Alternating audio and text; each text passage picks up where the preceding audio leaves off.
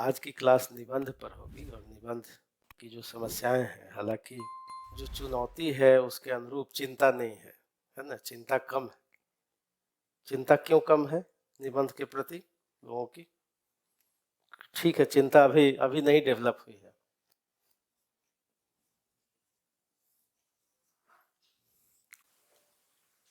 निबंध कितने अंक का है बताइए?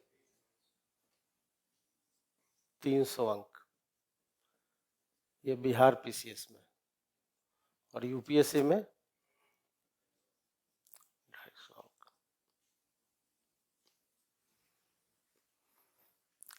और यूपी पीसीएस में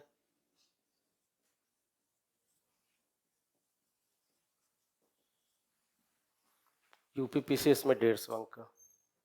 300 अंक बिहार पीसीएस में, यूपीएससी में 250 अंक, और उत्तर प्रदेश पीसीएस में 150 अंक।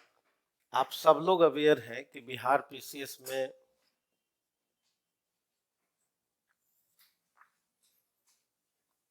जो बिहार पीसीएस के जो अध्यक्ष हैं उन्होंने कुछ बात कही, स्पष्ट कर दिया निबंध पर कि 3 खंडों में होगा। तो क्लियर कट पिक्चर है, 3 खंड में होगा। इनका स्टेटमेंट है। पहला स्टेटमेंट ये था कि जो निबंध है, सुना होगा आपने, जीएस का उत्तर नहीं है। सुना है?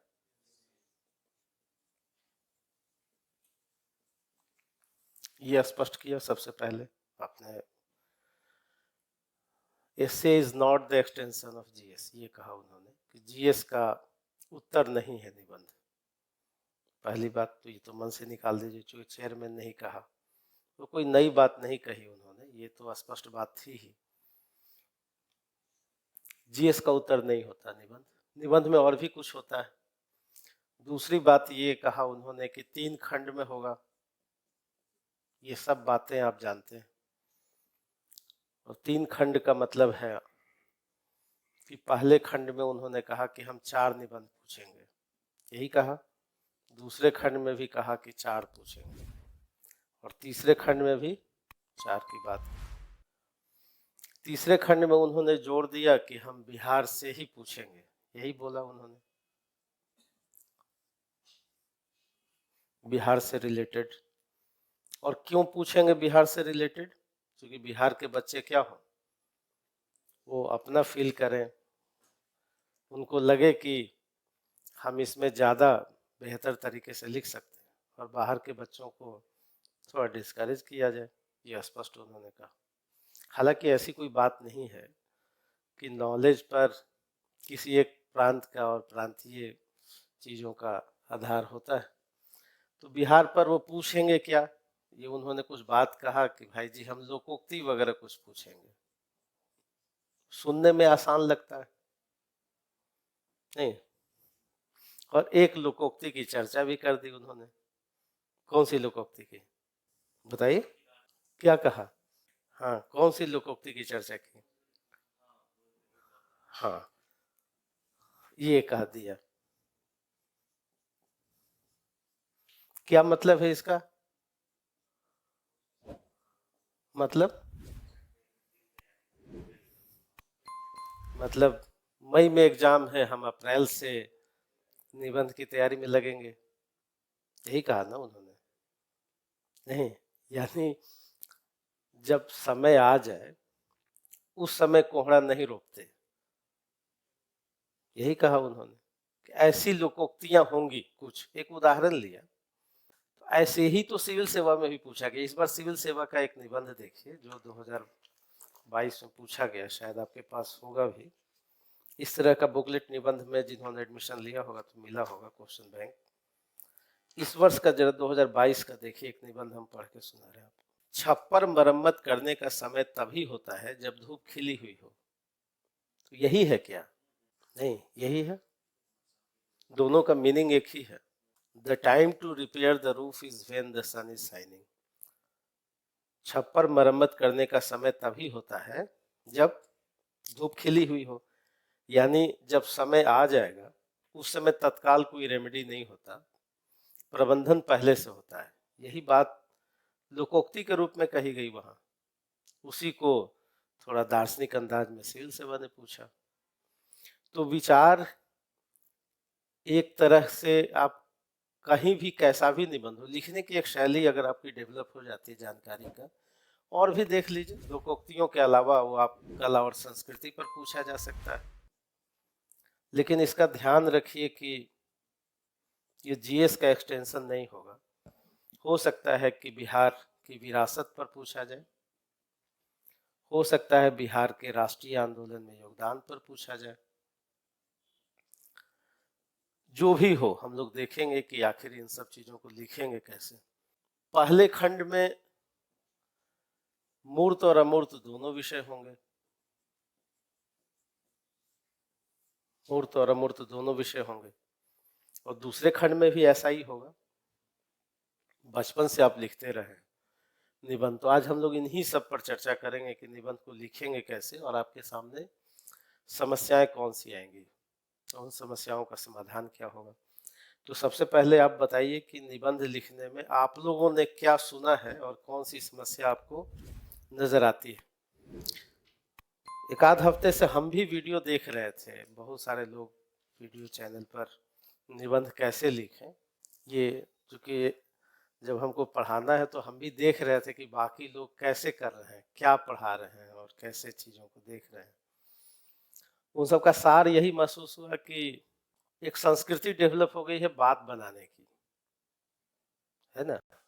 एक विद्यार्थी के रूप में जब हम कलम कॉपी ले करके सुन करके सोचा कि कुछ सीखें कि कैसे लोग निबंध लिखा रहे हैं, निबंध पढ़ा रहे हैं, तो केवल ये महसूस हुआ कि अच्छा इंट्रो लिख दो और मेन बॉडी लिख दो और कंक्लूजन लिख दो। लेकिन किसी ने ये नहीं कहा कि जरा लिखो सामने कैसे लिखा जाए। सब लिख दो, आप लोग ही लिख दो और फिर उसके बाद बात बनाना। भाई तू लिखा तो दो सामने, नहीं भाई बच्चों को ये बताओ कि कैसे हम स्टार्ट करें, तो 10 तरीके से स्टार्ट करके बताओ। जब बच्चे को ही सब करना है तो फाइनल जो होता है कि भाई निबंध लिखा कैसे जाए, ये कॉपी पे आना चाहिए। और कॉपी पे आए कैसे, ये समस्या हमने डेवलप, इन समस्याओं को हमने देखा, कई लोग कई शिक्षकों का हमने देखा सुना, क्योंकि जब पढ़ाना था तो हमने महसूस किया, और शायद वही सत्य होता जा रहा है। पता नहीं कैसे हो रहा है ये सत्य। तो चलिए हम लोग आपकी जुबान से जाने कि क्या क्या समस्याएं आप लोग फेस करते हैं या करेंगे निबंध लिखने में, फिर एक एक करके हम सब समस्याओं का और क्या चाहते हैं आप। तो सबसे पहले जाने, आप ही बताइए कि क्या क्या समस्या है। अगर आपने कुछ लिखने की कोशिश की है या लिखेंगे या कुछ सोचा होगा लिखने के लिए, तो जो जो समस्याएं आप फेस कर सकते हैं उनकी बात बताइए। और आपका एक्सपेक्टेशन क्या है संवाद संस्थान से, ये बताइए, है ना, कि भाई आप ये करा दीजिए तो हम लोगों का काम क्या हो जाएगा। हो जाएगा। एक होता है ना कि भाई एक्सपेक्टेशन क्या है, तो इस पे चर्चा करते हैं। कंटेंट की बात यानी पाठ्य सामग्री,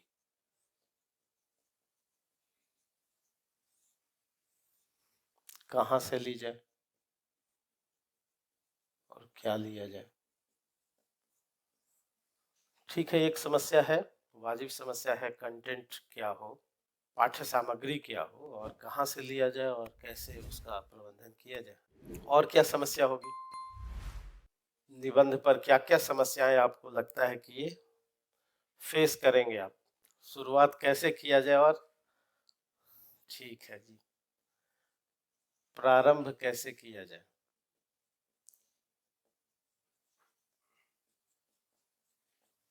प्रारंभ कैसे किया जाए, निबंध की संरचना क्या हो। ठीक है,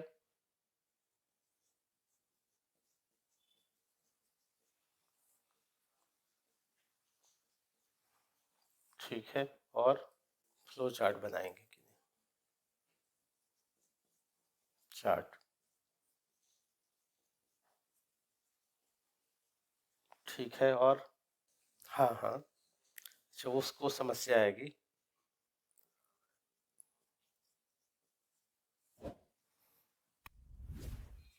इसमें समस्या आएगी, ठीक है। और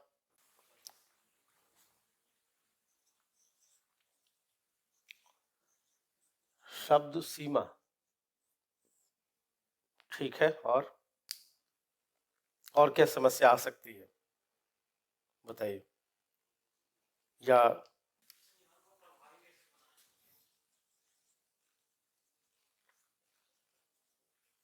उदाहरण क्या लिखें, उदाहरण क्या लिखें, कोटेशन क्या लिखें, ठीक है। और क्या, प्रभावी निबंध कैसे हो।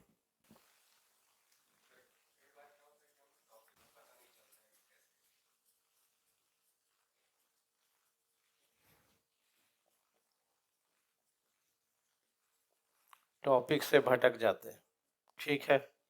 टॉपिक से भटकाव हो जाता है। और कितना उम्मीद करते हैं 300 में आएगा, मतलब आपको अपने ऊपर कॉन्फिडेंस होगा कि जी 300 में हम कितना ला पाएंगे, और वर्तमान स्थिति क्या है और कहाँ तक पहुंचना है। जैसे अभी जो प्रेजेंट कंडीशन है, अगर 3 निबंध लिखना हो तो कितने मार्क्स आएंगे। और वही तो होगा कि प्रेजेंट हमारा बेस ये है और हमको कहाँ तक जाना है, लक्ष्य मेरा कहाँ है। अभी आप लिखेंगे तो कितना मार्क्स आना चाहिए, स्वयं अपना आकलन करके बताएं औसत रूप से। कितना, 100 के आसपास आएगा। अच्छा चलिए, तो 100 अंक आएगा, ठीक है। और उद्देश्य कितना है कि आ जाए, 180 से ऊपर आ जाए, ये आपका उद्देश्य है कि जी 180 प्लस आना चाहिए, 200 प्लस आना चाहिए। और ये भी स्पष्ट है कि आपके रैंकिंग निर्धारण में निबंध बहुत बड़ा नहीं, यही आधार ही है। क्योंकि जीएस में तो औसत रूप से कितना का वेरिएशन होगा। अब 300 में जीएस 1 और 300 का जीएस 2 यही है, तो 300 में कितना लाएंगे, 150, 160, नहीं 170, 180, नहीं यही दोनों में, थोड़ा फर्स्ट पेपर में ज्यादा, क्योंकि स्टैट है इसलिए वहां ज्यादा। अब जो क्वेश्चन की प्रकृति है, तो इस रेंज से क्योंकि क्वेश्चन की संख्या बढ़ जाएगी तो इससे थोड़ा कम आ जाएगा अब, है ना। ये रेंज क्या होगा, यानी 30 या मैक्सिमम 40 अंक, हाँ ये अंतर होता है। मान लिया कि जो रेस में है वो 150 वाले रेस में नहीं होंगे, थोड़ा सा और आगे बढ़ना पड़ेगा, तो 20-30 अंक का वेरिएशन होगा।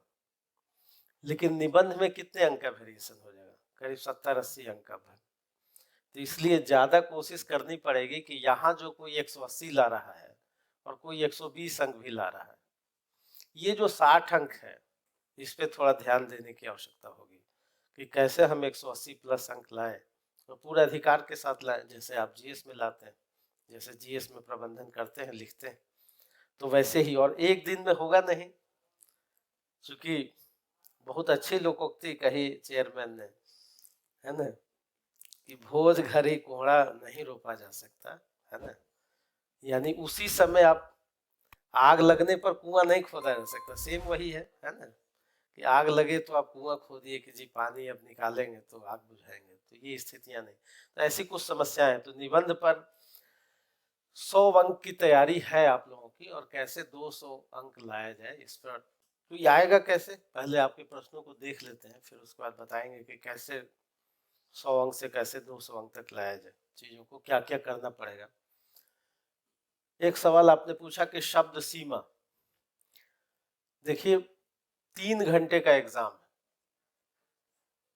और 3 घंटे के एग्जाम में आपको 2400 शब्द, लगभग 2500 शब्द, ये मैक्सिमम है निबंध के लिए, ये अपर लिमिट 3 घंटे में। अगर ये ऑप्शनल होता या जीएस होता तो 3000 शब्द आपको लिखना होता। अगर यही ऑप्शनल होता, सब्जेक्टिव या भी जो जीएस का पैटर्न है, तो इसमें आपको 3 घंटे में कितना लिखना है, 3000 शब्द। औसत रूप से 3000 शब्द लिखना है। और निबंध में कितना लिखना होता है? 2400 लिखना होता है। तो यूपीएससी में जो निबंध 2 पूछे जाते हैं, 2 निबंध पूछे जाते हैं, तो ये 1200 शब्द में आप लिखते हैं। टोटल कितना लिखते हैं? 2400 शब्द। बिहार पीसीएस में कितना लिखना है? 3। तो एक निबंध कितने का होगा? 3 निबंध लिखना है, यानी 800 गुना 3, यानी एक निबंध करीब करीब आपका टारगेट हो कि 800 से कम नहीं लिखना है। बाकी आपकी अपनी स्पीड, 850 लिखिए, 900 लिखिए, यानी न्यूनतम आपको कितना लिखना है? 800। 800 से कम लिखेंगे तो कम दिखेगा। यानी 3 घंटे में आपसे अपेक्षा की जा रही है कि आप 2400 शब्द लिखें। तो आपको एक निबंध कितने में लिखना है? न्यूनतम 800 शब्दों में। 3 निबंध पूछा जाएगा, यानी एक घंटे में एक निबंध आपके लिए समय निर्धारित है और इसको 800 शब्दों में लिखना है। तो शब्द सीमा का ये ख्याल रखना है कि कम से कम हमारा 800 शब्दों में एक निबंध हो। जीएस की तैयारी में कितना समय लग जाता है? कितना समय लग जाता है? 1 साल? ज़्यादा? अगर एक पेपर की तैयारी करनी हो तो कितना समय लगेगा? मान लिया कि पेपर फर्स्ट आपको तैयार करना है या पेपर 2 तैयार करना है बिहार पीसीएस का, कितना समय लगेगा? एक पेपर स्टैट पढ़ना है, कितना समय लग जाएगा बताइए? कितना लगना चाहिए? 6 महीना। निबंध की तैयारी में कितना लगना चाहिए? वही तो 300 अंक का है, कितना लगना चाहिए? कितना? तो कम से कम 4-5 महीना देना पड़ेगा आपको समय। तब ये जो टॉपिक है कि उदाहरण क्या हो, प्रारंभ कैसे किया जाए, संरचना क्या हो, चार्ट बनाए या नहीं, हम निश्चित रूप से, ये जो आपका क्वेश्चन था कि चार्ट बनाए, ये अभिव्यक्ति का अपना तरीका है, बिल्कुल बना सकते हैं। संरचना क्या हो, बहुत आसान सा सवाल, कहना बहुत आसान है कि जी भूमिका लिखिए, प्रस्तावना लिखिए, उसका मेन बॉडी, ये तो इतने चैनल पर हैं और इतनी ही बातें हैं, है ना, इसके बाद बातें हैं नहीं। यही 3 बातें हैं जो ऑलरेडी आप जानते हैं, नहीं जो चैनल पर बातें हैं, और बाकी फिर बात बनाने वाली चीजें, क्योंकि हमने भी कई लोगों का देखा कि भाई क्या लोग किए। तो संरचना में आप ऑलरेडी जानते हैं कि 3 पार्ट है इसके, हालांकि 3 पार्ट है कहने के लिए है, क्योंकि सब लोग कह रहे हैं, इसका कोई मीनिंग नहीं है। भूमिका या प्रस्तावना की बात सामान्यतः कोई प्रश्न भी लिखते हैं उसमें भी है, जो मेन बॉडी की बात है तो ये भी सब में रहता है, इसमें निबंध के लिए कोई अलग से बातें हो नहीं रही। और निष्कर्ष आप लिखते ही, क्या कोई क्वेश्चन में नहीं लिखते हैं क्या? कोई 20 अंक का सवाल होता है उसमें भी ये बात लिखते हैं। तो इसमें नयापन क्या है? कोई नयापन नहीं।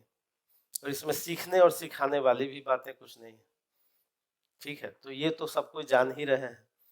अब रह गया कि प्रारंभ कैसे किया जाए और पाठ्य सामग्री, दार्शनिक टॉपिक। तो देखिए हम लोग जो यहाँ आपको संवाद आईएएस में जो हम लोग जो कुछ करेंगे, इस सब प्रश्नों को देखते हुए और इसमें जो हम लोग जो आपके लिए काम करेंगे,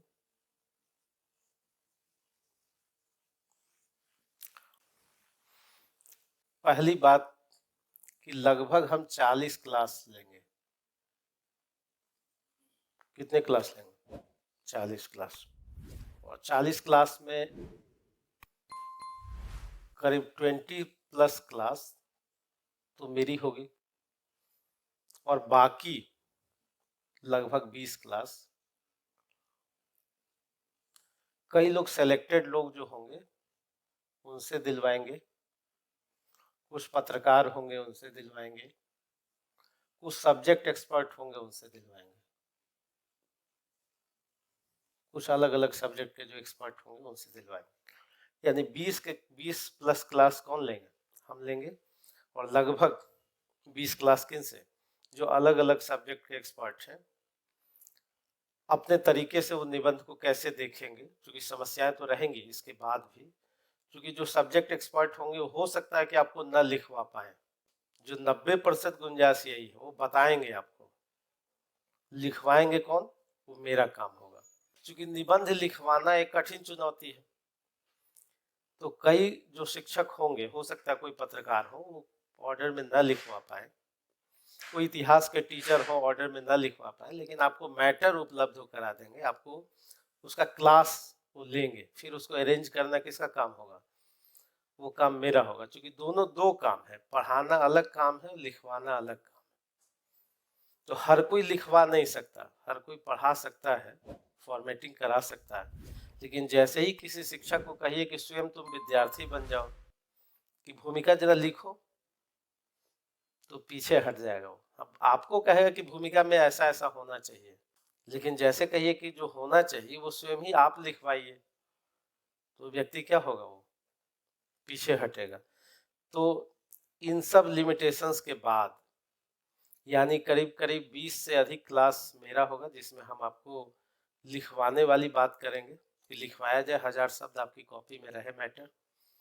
और दूसरा, अलग अलग टॉपिक पर अलग अलग टीचर्स की क्लास होगी, और उस क्लास के साथ हम यह स्पष्ट करें कि हो सकता है कि वो टीचर क्या हो जाए, बहुत अच्छे टीचर हो, लेकिन वो क्लास ले सकते हैं। क्योंकि निबंध लिखना अपने आप में एक मैनेजमेंट है, तो हो सकता है कि वो लिखवा ना पाए, तो उसका काम कौन करेगा?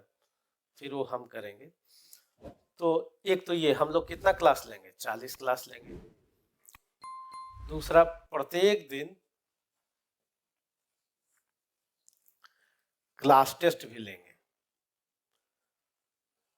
लगभग, कोई जरूरी नहीं प्रत्येक दिन हो, लेकिन लगभग हम लोग आपसे भी लिखवाएंगे। जैसे क्लास से पहले किसी टॉपिक पर आधे घंटे का आपको समय दिया जाएगा, आप यहाँ लिखेंगे, प्रथम 5 कॉपी उसी समय चेक कर दी जाएगी, और बाकी कॉपी आप ऑफिस में जमा करेंगे, तो प्रतिदिन आपका चेक होकर के नेक्स्ट डे वो मिल जाएगा। जैसे आज क्लास हुई, तो आज आप लिखेंगे, और लिख करके और फिर आप क्या करेंगे? ऑफिस में कॉपी जमा कर देंगे। तो यानी हम प्रतिदिन आपका एक प्रैक्टिस करवाएंगे। कोई जरूरी नहीं कि आपको कितना लिखना है, प्रैक्टिस का मतलब है कि कम से कम 200 शब्द आप लिख करके जमा करें। क्योंकि प्रैक्टिस का ये मतलब नहीं होगा कि आप 800 शब्द लिखें, है ना? प्रैक्टिस का मतलब है कि कम से कम आप लिखना तो शुरू करें। स्टार्ट कैसे हो, कुछ लिखें, कुछ मैटर आपके पास है, कुछ मन में चल रहा है, तो ये बात नहीं। यानी आपको प्रत्येक दिन लगभग क्लास टेस्ट लिया जाएगा, और फिर उसके बाद जैसे मान लिया कि हमने एक टॉपिक लिया, कोई भी टॉपिक लिया, और आपसे लिखवाया, और फिर उसके बाद उसी टॉपिक पर हम क्लास लेकर के फिर आपको उसको क्या करेंगे? 800 शब्द उसको लिखवा दिया जाएगा। ठीक है? जैसे मान लिया कि यही एक निबंध था कि छप्पर मरम्मत करने का समय तभी होता है जब धूप खिली हुई हो। अब इस निबंध पर आपने लिखा, 200 शब्द लिखा, कॉपी आपकी चेक हो गई, और फिर इस टॉपिक पर हम क्लास लेकर के इसी टॉपिक पर 800 शब्द लिखवा दिया जाए, तो आपके पास मैटर क्या होगा कि हम कहाँ थे और हमको कहाँ पहुँचना है। तो ये एक आइडिया होगा। तो प्रतिदिन ये काम होगा, ठीक है, कि हम उसको लिखवाएं, और कैसे प्रारंभ हो, जो जो आपके सामने समस्याएं थी, उन सब समस्याओं का निराकरण भी होता चलेगा। क्योंकि प्रारंभ कैसे हो, ये स्वयं प्रैक्टिकल उदाहरण के साथ आप देखिएगा, कैसे मेन बॉडी लिखा जाए, कैसे निष्कर्ष लिखा जाए। तो ये केवल कहना नहीं होगा, कहने के साथ साथ क्या होगा, उसका व्यवहारिक उत्तर भी रहेगा। तो आपके पास मैटर की समस्या, तो इसके लिए करना क्या है कि आपको कम से कम निबंध की 4 कॉपी बनानी है, जिसमें से दो कॉपी होगी। ये तो आप जैसे आज का दिन आपने लिख करके जमा किया, तो एक कॉपी और आपके पास स्पेयर होनी चाहिए कल के लिए, है ना? तो ये 2 कॉपी किसके लिए होगी? क्लास टेस्ट के लिए होगी। ये क्लास टेस्ट जो आप जमा करेंगे, जैसे आज जो जमा किया वो कॉपी कब मिलेगी? कल मिलेगी। लेकिन जो कल लिखेंगे वो फिर जमा होगी कॉपी। तो 2 आपके पास क्या होनी चाहिए? क्लास टेस्ट वाली कॉपी। और 2 कॉपी कम से कम, ये मिनिमम हो सकता है ये बढ़ जाए, 2 कॉपी वो होगी जो यहाँ पर लिखवाया जाएगा, जो आपका ये पाठ्य सामग्री के रूप में होगा, या कहिए क्लास नोट्स के रूप में होगा, जो लिखवाया जाएगा। ठीक है? तो आपको निबंध की कम से कम हो सकता है ये 2 कॉपी से और क्या हो जाए, बढ़े। तो क्लास नोट्स यहाँ लिखवाया जाएगा। तो एक तो ये हुआ कि प्रत्येक दिन हम लोग क्या लेंगे, क्लास टेस्ट लेंगे। तीसरी बात, प्रिंटेड नोट्स आपको मिलेगा,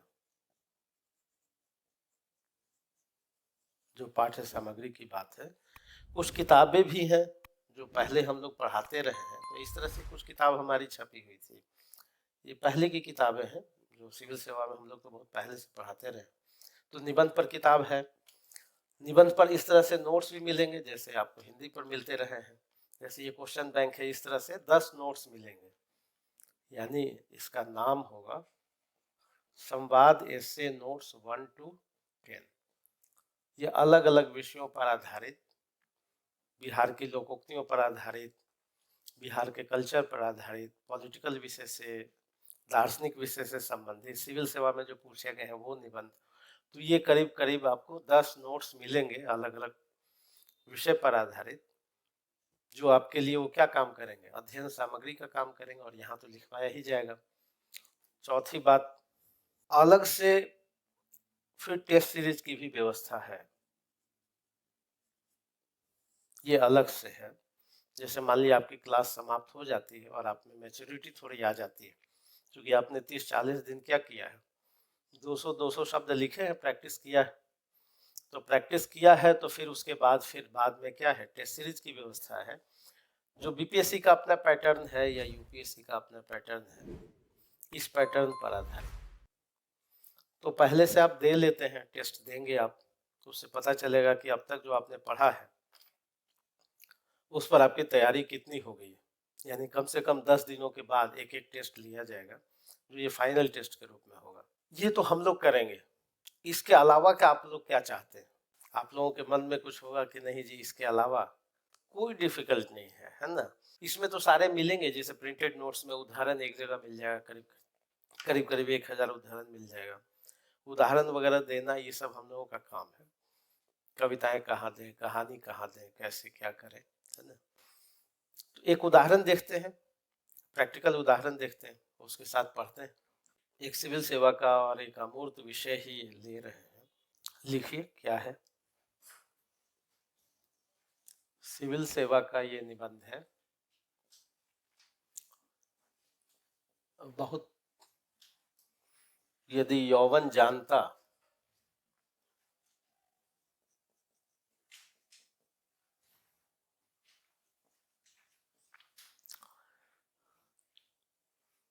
यदि बुढ़ापा सक्षम होता,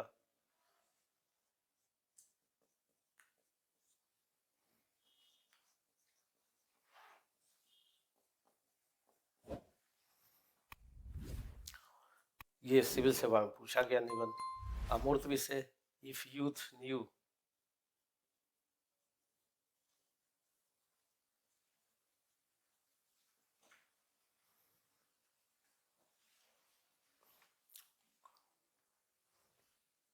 एज कुड,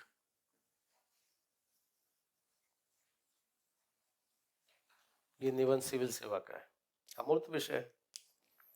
अब इसको कैसे लिखें देखते हैं। यदि यौवन जानता, यदि बुढ़ापा सक्षम होता, जैसे बताइए। ठीक है, और सोचिए इस पर। ये सिविल सेवा में पूछा गया निबंध है, इसको कैसे लिखें। यदि यौवन जानता, यदि बुढ़ापा सक्षम होता, कैसे लिखेंगे। ऐसे ही कोई चुनौती आएगी बिहार पीसीएस में। कुछ आसान भी आएंगे, जैसे बिहार की विरासत, या हो सकता है मैं बिहार बोल रहा हूँ, मैं बिहार हूँ, बिहार की कला और संस्कृति, कई तरह के टॉपिक और आसान भी, जो आपको दिखते आसान है। ऐसा नहीं कि वो आसान है और ये कठिन है, ऐसा नहीं। कठिन और आसान तो ठीक वैसे ही है जैसे बचपन में आप मैथ बनाते थे, अगर मैथ आ रहा है तो आसान है, नहीं आ रहा है तो कठिन। सुनने में आसान और कठिन नहीं होता है ना। सुनने में हो सकता है ये कठिन लगे, तो इसी की जगह पर हम लिख दें राष्ट्रभक्ति, तो सुनने में आपको थोड़ा क्या लगेगा, लेकिन ऐसा नहीं कि लिखना आसान हो जाएगा। राष्ट्रभक्ति सुनने में तो आसान टॉपिक लगा, लिखना भी आसान हो जाए। और लिखना का मतलब कि उसमें 60% से अधिक अंक लाए जाए, क्योंकि फिर तो सबके लिए वो आसान होगा नहीं। तो जो सबके लिए आसान है उसमें ही तो आपको बेहतर करना है, फिर औसत अंक आने के खतरे हैं। तो आपके पास विकल्प होंगे, क्योंकि विकल्प कितने हैं, 12 है, और 12 में से लिखना कितना है, 3, 4 तो विकल्प है ही। तो समस्या ये नहीं है कि लिखना, लिखने से बेहतर क्या है कि भाई अच्छा लिखना। यहाँ तो सर्वाइवल ऑफ द फिटेस्ट की बात है, नहीं, स्पर्धा में जो उत्तम ठहरे वही रह जाएंगे, सर्वाइवल ऑफ द फिटेस्ट है। नहीं, मुक्ति बोध कह रहे थे कि ये जो लड़ाई है अच्छे और अच्छों के बीच है, ये जो संघर्ष है, ये जो लड़ाई है, सब आप अच्छे हैं, लेकिन अधिक अच्छे का हमको चयन करना है। तो आप ये नहीं कर सकते जी हम तो अच्छा थे ही, हमने तो लिखा ही। यहाँ तो उनका चयन करना है जो अच्छों के बीच अच्छे हैं। नहीं तो लिख देना और लिख करके आ जाना महत्वपूर्ण नहीं है, उसके लिए फिर क्या होगा, फिर आपको 1 साल 1.5 साल वेट करना पड़ेगा अगर बढ़िया नहीं लिख पाए। तो समस्या यही है कि अच्छा लिखा जाए, और एक एक अगर कोई बच्चा प्रीलिम्स पास किया है तो फिर वो फाइनल पास करे, खत्म हो कहानी। नहीं, फिर दूसरी बार देना हो तो रैंक इम्प्रूवमेंट के लिए दे सकते हैं, या पहली बार में ही बेहतर रैंक आ जाए। ठीक है, और इसमें क्या कर सकते हैं बताइए, सोचिए। देखिए जब हम लोग निबंध लिखेंगे या तो सबसे पहले क्या होता है कि सबसे पहले इस तरह से आपके पास जो 4 टॉपिक होंगे एक खंड में, तो 4 टॉपिक में से सबसे पहला सवाल क्या आता है, सबसे पहला सवाल आता है कि हम चयन किसका करें।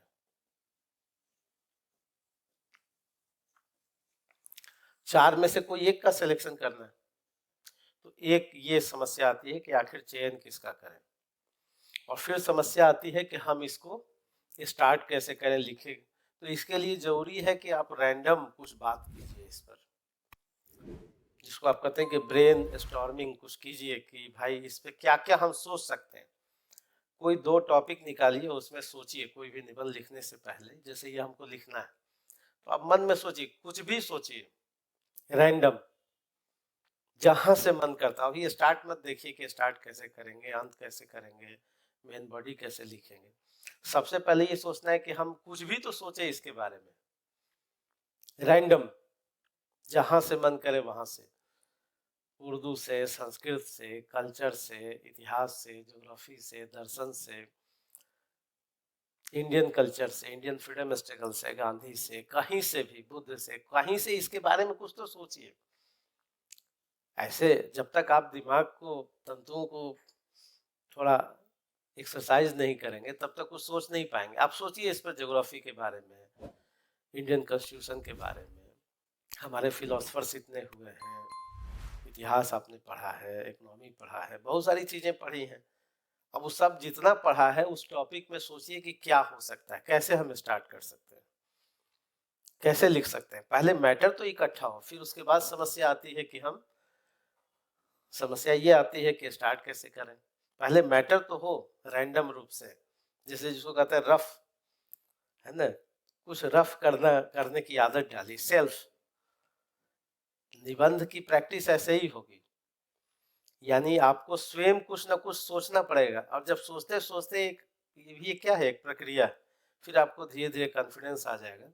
ऐसे अगर 20-30 निबंधों के बारे में आपने काम किया तो फिर आपको कॉन्फिडेंस हो जाएगा, क्योंकि तब तक क्या हो जाएगा, मेंटल एक्सरसाइज इतना हो जाएगा कि आप वहाँ एग्जाम हॉल में, जो एग्जाम हॉल में निबंध इसलिए लगाया गया है कि आपके व्यक्तित्व की जांच है, पर्सनालिटी की जांच के लिए 2 टेस्ट रखे गए, एक इंटरव्यू का रखा गया, एक निबंध का रखा गया। और जीएस की जो प्रकृति है वो तो नॉलेज टेस्ट के लिए, और थोड़ा उसको क्या किया गया, क्वेश्चन की संख्या बढ़ाएंगे और विकल्पों को थोड़ा सीमित करेंगे, तो वो तो ज्ञान, तथ्य, फैक्ट्स की जांच होगी। लेकिन ये जो निबंध है ये आपके व्यक्तित्व की जांच है, तो थोड़ा सोचिए कि क्या हो सकता है, सोच के बताइए, फिर हम भी सोचेंगे आपके साथ। ऐसे ही हम लोग 40 निबंध लेंगे, जिसमें से आप जो कहेंगे कि सर ये करा दीजिए तो उसको करा दिया जाएगा। जैसे आपने कहा कि जी 10 टॉपिक और ये मेरी तरफ से है, जो हमको लगता है या कहीं अन्य लोगों ने बोला है, तो उसको भी करा दिया जाएगा।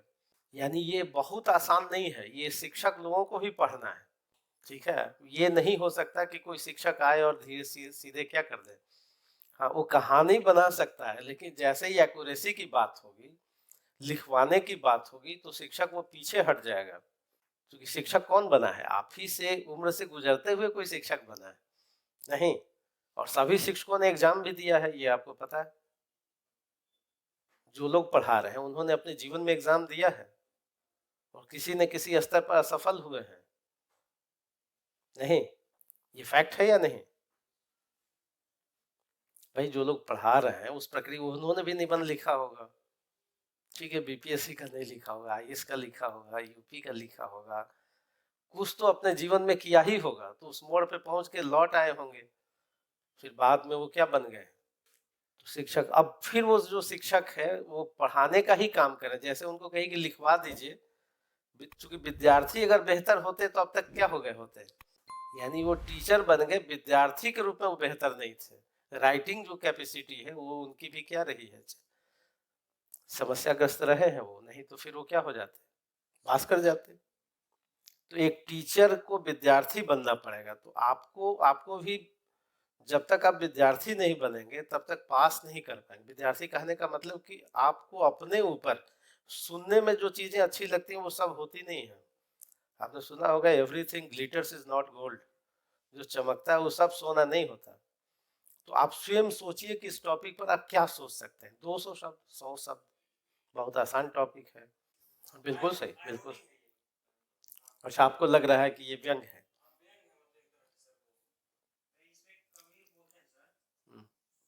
ये आपको लगता है कि व्यंग है? कोई जरूरी नहीं कि सही हो जो आपको लग रहा है, इसलिए मैंने क्वेश्चन मार्क लगा दिया है। हाँ हाँ, बताइए। ठीक है, तो उसको कैसे जोड़ते हैं यौवन से और बुढ़ापा से? ठीक है, ठीक है, गुड। ठीक है, तो हाँ, तो इसको कैसे जोड़ते हैं इस टॉपिक से? आपके पास बहुत सारे विचार होंगे, लेकिन उस विचार को हमको निबंध वाले टॉपिक से क्या करना है, जोड़ना है। तो उसको यौवन से कैसे जोड़ते हो और बुढ़ापा से, मैं ये कह रहा हूँ। जैसे यौवन जानता यदि बुढ़ापा सक्षम होता, इफ यूथ न्यू या नो, इफ एज कुड, यदि एज कर पाता, सक्षम होता। हाँ हाँ, बिल्कुल कीजिए, यही तो हम कह रहे हैं कि रैंडम सोचिए, थोड़ा ब्रेन स्टॉर्मिंग कीजिए, थोड़ा सा दिमाग के तंतुओं को क्या कीजिए। ठीक है, ठीक है, हाँ। और आपको ये भी सोचना है कि कितने शब्द लिखने हैं। हाँ, अभी 200-300 शब्द है ना, एग्जाम में कितना? हाँ, 800 शब्द। तो चुनौती आ गई। अब आप फील कीजिए कि हमको 100 अंक में कितना मिलना चाहिए अगर ये निबंध होगा, और हम जो लिखेंगे या हम जो लिख पाते, और फिर वहां से आपको कहाँ तक की दिशा तय करनी है। और ये दिशा तय करनी है दीवा स्वप्न में नहीं, रोज प्रैक्टिस करके। ये नहीं कि कल कर लेंगे या भविष्य में कर लेंगे, और भविष्य में कोई बहुत क्रांति हो जाएगी, जब क्रांतियां रोज ही होती रहती हैं। जब तक आप रोज कुछ न कुछ नहीं करेंगे तब तक अचानक कुछ नहीं हो जाएगा, है ना। तो इसका मतलब ये है कि आपको प्रैक्टिस रोज करनी पड़ेगी, कम से कम हफ्ते में 2 या 3 निबंध स्वयं। कोई जोड़ी नहीं कि 800 शब्द लिखा जाए, लेकिन कुछ सोचा जाए। ऐसे करीब करीब आपको 50-60 टॉपिक पर जब आप सोच लेंगे तो फिर चीजें क्या हो जाएंगी, आसान हो जाएंगी, बिल्कुल मैथ की तरह। थोड़ा प्रैक्टिस करना पड़ेगा। तो सोचिए, फिर हम भी बताएंगे, हम भी आपके साथ ही सोचेंगे। हाँ, आप कुछ कह रहे थे, बताइए। हाँ हाँ, बिल्कुल बिल्कुल समझ गए। तो कबीर की एक पंक्ति, बिल्कुल सही पंक्ति है, और ये इस स्टेटमेंट को जस्टिफाई कर रहा है। हाँ, ठीक है, चलिए, बिल्कुल अच्छी बात है, गुड। तो हमने कबीर का कोई दोहा लिखा, और क्या सोचिए। चलिए, एक तो हमने कबीर की पंक्ति लिखी, और सही है, इस पंक्ति को, इस स्टेटमेंट को। ठीक है, ठीक है, और सोचिए। आपको सोचना है कम से कम 250-300 शब्दों के लायक इसका मैटर हो। हाँ, बताइए। कोई ऐसा तो नहीं कि ये विषय बहुत अबूझ है, बहुत, है ना, विषय क्लियर है। यदि यौवन जानता और यदि बुढ़ापा सक्षम होता। हाँ हाँ, बताइए, जो जो बताना हो बताइए। ठीक है, गुड, हाँ। ठीक है, ठीक है, गुड, हाँ, और सोचिए, बिल्कुल सही है। यानी आप कहना चाहते हैं कि नहीं जी, बुढ़ापा को हम साइंस की मदद से, है ना, सक्षम बना सकते हैं। यही कर रहे हैं आप। उसको उसको कैसे बनाएंगे? ठीक है, गुड। हाँ, और गुड, हाँ बिल्कुल सही है। और आप बताइए, कुछ और आप लोग भी बताइए, सोचिए कि इस टॉपिक पे हम क्या लिख सकते हैं। कैसे शुरू करना तो खैर बात की बात है, या अंत करना भी हम बाद में देखेंगे कि कैसे अच्छा किया जाए, लेकिन कम से कम हम रैंडम सोचें तो कि इस टॉपिक पे हम क्या क्या सोच सकते हैं। हाँ चलिए ठीक है। हाँ, कर सकते हैं। हाँ ठीक है। और बताइए, जैसे टॉपिक से जोड़िए, बताइए। हाँ तो उसको एक दो लाइन में बताइए कि इस तरह से जोड़ पाएंगे उसको, तो और स्पष्ट कीजिए। हाँ, पॉल्यूशन की बातों को। ठीक है। ठीक है, लिथियम का मिला, फिर हम उसको। ठीक है, तो इसको हम इस टॉपिक से जोड़ के बताइए। ठीक। चलिए। चलिए, आप ये कहना चाहते हैं कि अभी हम अगर बेटर हम इन्वायरमेंट की बात करेंगे, पर्यावरण की बात करेंगे, तो आगे चल कर के पीढ़ियों को, जो आने वाली भविष्य की पीढ़ियां हैं, उसको हम थोड़ा और बेहतर। चलिए कुछ लिखेंगे इस पर। हाँ, और कोई? सही है। अब रैंडम सोचिए, गलत सोचिए, अच्छा सोचिए, बुरा सोचिए, कुछ तो सोचिए। हमको सोचना कितना है। हाँ चलिए, ये मामला हो गया कि हम शिक्षा को, पर्यावरण को, अपनी आर्थिक संरचना को, अपने मेडिकल चीजों को, तो इसका बेहतर परिणाम होगा। चलिए ठीक है। और क्या सोचेंगे? और इस निबंध को हम किस किस दिशा में ले जाएं? कैसे इसको हम 800 शब्द कैसे लिखें? हाँ जोड़िए, कैसे जोड़ेंगे बोलिए। हाँ हाँ, तो उसको बुढ़ापा भी सक्षम हो गया। अच्छा ठीक है, ठीक है। और हाँ बताइए। ठीक है, ठीक है, गुड। और सोचिए, और थोड़ा खाद पानी डालिए उसमें है ना। अच्छा, चलिए, आपने सोचा, अब ज्यादा नहीं लिखना है, 4-5 लाइन लिखिए इस पर, ज्यादा नहीं लिखना है, एक पैराग्राफ से ज्यादा नहीं। आप जरा स्टार्ट कीजिए, तो कैसे करेंगे? हम लोग प्रतिदिन इसी प्रक्रिया से गुजरेंगे, एक निबंध लेंगे, कुछ सोचेंगे, थोड़ा लिखेंगे, फिर हम लिखवाएंगे इस पर, फिर हम बताएंगे भी। हो गया? पढ़िए पढ़िए पढ़िए। नेक्स्ट टाइम से हम ही चेक करेंगे, लेकिन आज तो पढ़ लीजिए। हाँ हाँ, कैसे भी जोड़ दे। बस 2-3 मिनट और रुक जाइए, इनको थोड़ा लिखने दीजिए। अभी बता रहे हो आप, युवावस्था आप कर सकते हैं, तो सीधी बात है। बुढ़ापा भी समझ रहे हैं, यौवन भी समझ रहे हैं। चलिए, हो गया। सुनाइए। निसंकोच, कोई ऐसा जो सीखने की प्रक्रिया में कोई शर्म वाली स्थिति नहीं है, हर कोई सीखना ही। हाँ बताइए, पढ़िए। राजेश कुमार बैठ। ठीक है, गुड। आपने इस स्टेटमेंट को जस्टिफाई करने की कोशिश की। ठीक है, और बताइए। और ठीक है, कुछ। और फिर वो आकलन करना है कि हम, ये जो प्रेजेंट कंडीशन है, हमको कहाँ ले जाना है? 200 के पार ले जाना है मार्स को, है ना, यही सोचना है। हाँ, क्योंकि अचानक उस दिन क्रांति तो होगी नहीं उस प्लेग्राउंड पे। बताइए। ठीक है, गुड। आपने भी इस स्टेटमेंट को विवरण के साथ, थोड़ा डिस्क्रिप्शन के साथ आपने बताया। चलिए, और कोई पढ़िए। कोई बात नहीं, निसंकोच सुनाइए। हाँ, आप लोग कल के भविष्य हैं, तो भाई डरना क्या। नहीं, बताइए। ठीक है, तो जो लोग कॉपी जांच रहे हैं, वो तो बुजुर्ग हैं, उनको लगेगा था हम तो कुछ कर ही नहीं सकते। नहीं ना, वो तो ये सोचेंगे जी हम तो अब आउटडेटेड मेडिसिन हो गया है समाज के लिए। हाँ चलिए, और बताइए। और और आप बताइए।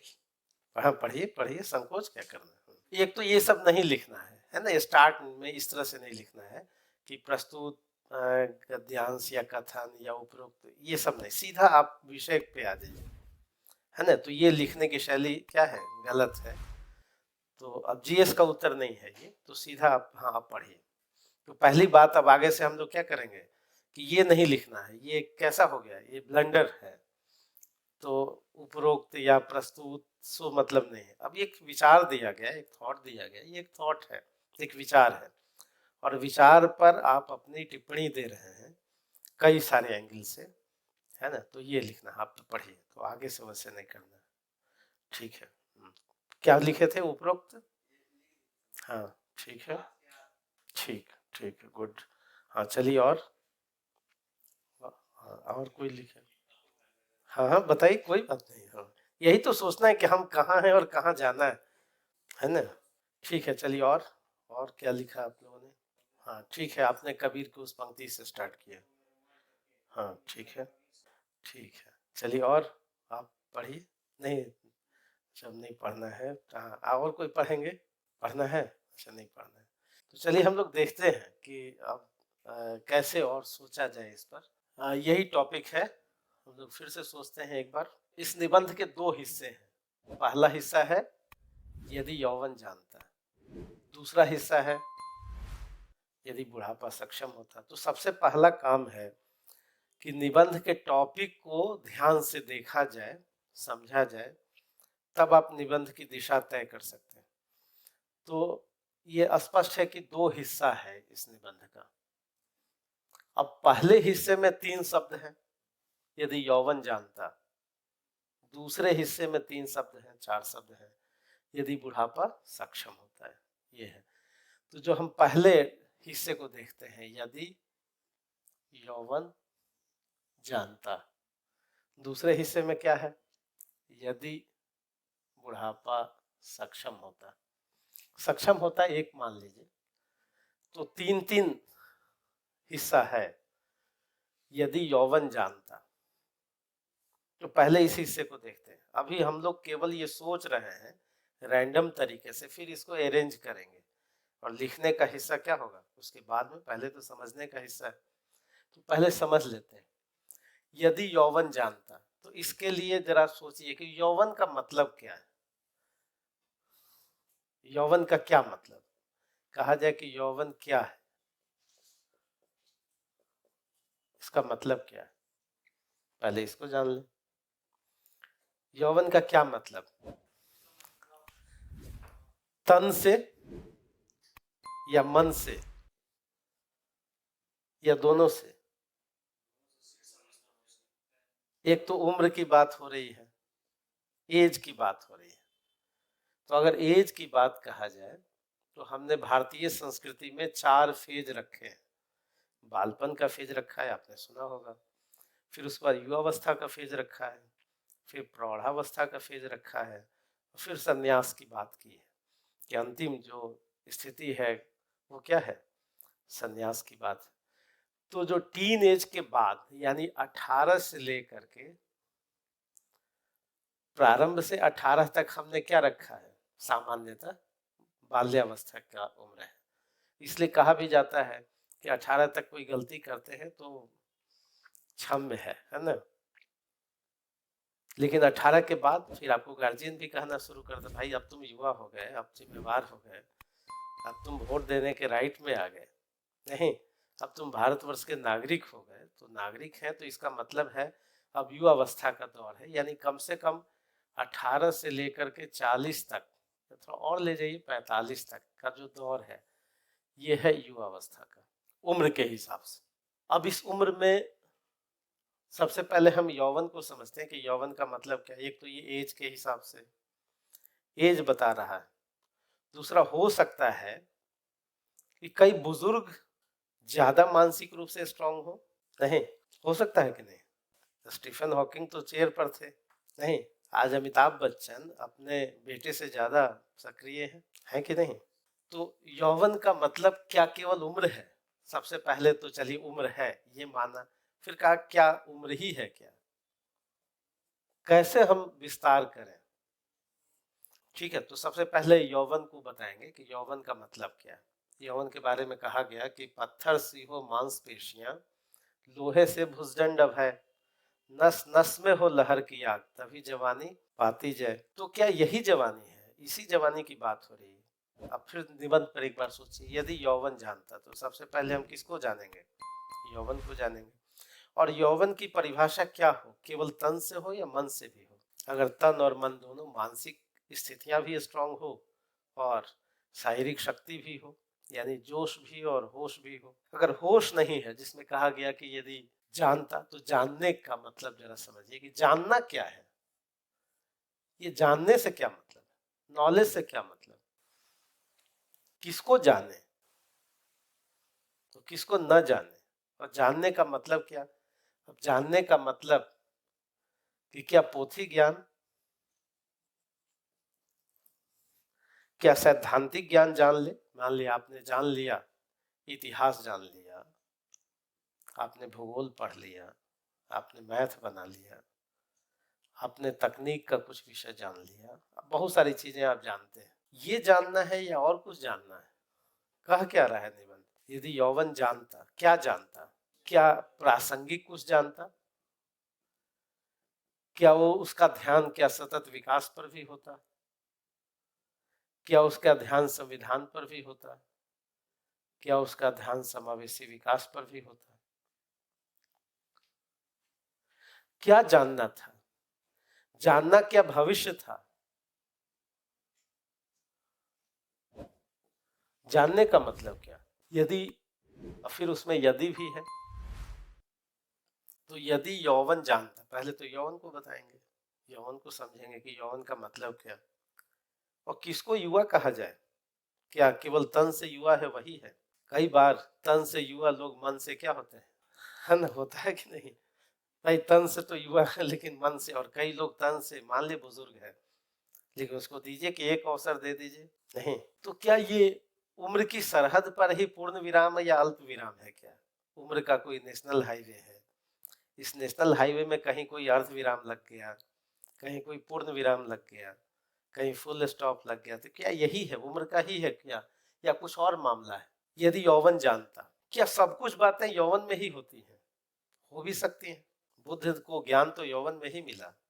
क्या राम वनवास जाते, अगर बुजुर्ग होते तो क्या जाते? क्या कृष्ण की पूरी लीला जो आकर्षित करती सब यौवन की है। ईसा मसीह को सूली पे चढ़ा दिया गया 30 वर्ष की अवस्था में, 30-32 साल ही तो जिए। भारतेंदु कितना जिए, जयशंकर प्रसाद कितना जिए, विवेकानंद कितना जिए। तो क्या गांधी को हम युवा न कहें? क्या गांधी में तो अभी बहुत संभावनाएं थी अगर न मार दिया गया होता। यानी पहले ये समझना पड़ेगा कि यौवन हमने समझा, यौवन के बारे में जाना, फिर सोच रहे ऐसी जानता क्या।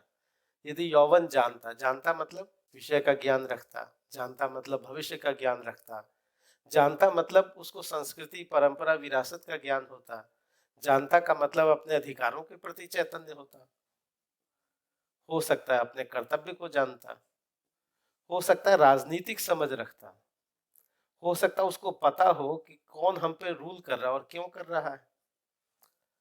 भारतेंदु ने कहा था कि भाई युवा और आधुनिक वही है जो राजनीति और अर्थव्यवस्था को जानता है। विवेकानंद ने कहा कि यदि तुम फुटबॉल नहीं खेल सकते तो गीता का रहस्य भी नहीं समझ सकते। इसका मतलब क्या कि भाई युवा तन मन से हो तभी तो गीता का रहस्य समझोगे।